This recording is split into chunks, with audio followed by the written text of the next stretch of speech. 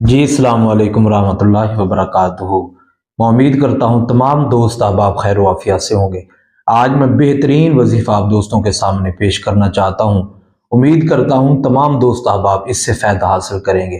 اکثر وظائف کے حوالے سے مجھے کالیں آتی رہتی ہیں کہ قاری صاحب کوئی ایسا وظیفہ بتا دیں جس سے ہماری بیماری ختم ہو جائے۔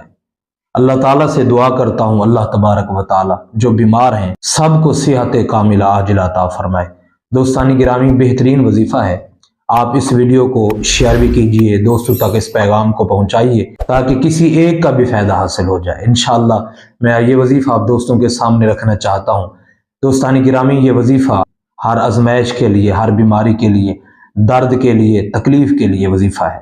آپ لوگوں کے سامنے پیش کرنا چاہتا ہوں، توجہ سے سماعت فرمائیے گا۔ اس وظیفے کو آپ نے کرنا کیا ہے؟ اس وظیفے کو آپ دم کے طور پہ بھی کر سکتے ہیں، پانی کے اوپر دم کر کے پی بھی سکتے ہیں۔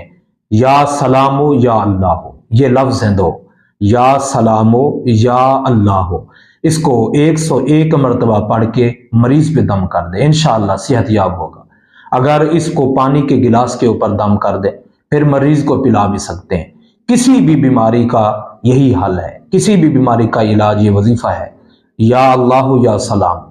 اسے 101 مرتبہ ورد کیجیے، تسلسل کے ساتھ پڑھنا ہے۔ پھر اس کو پانی کے اوپر بھی دم کر سکتے ہیں۔ اگر پانی کے اوپر دم نہیں کرنا، کوئی مریض سامنے ہے، تو اس پہ یہ لفظ دونوں سلام، یہ دونوں لفظ جو ہیں، یا سلام یا اللہ، دونوں پڑھیے۔ نبی پاک علیہ السلام کی حدیث پاک موجود ہے، اللہ کے نبی صلی اللہ علیہ وسلم ارشاد فرماتے ہیں کہ جو شخص یا سلام یا اللہ مسلسل ورد کرتا رہے، یعنی 101 مرتبہ پڑھے، اللہ کے نبی صلی اللہ علیہ وسلم ارشاد فرماتے ہیں اللہ تعالیٰ اس کی بیماریوں کو لے جائے گا۔ یعنی اللہ کے محبوب نبی صلی اللہ علیہ وسلم نے ہمیں یہ وظیفہ سکھایا ہے تاکہ بیماری نہ آئے۔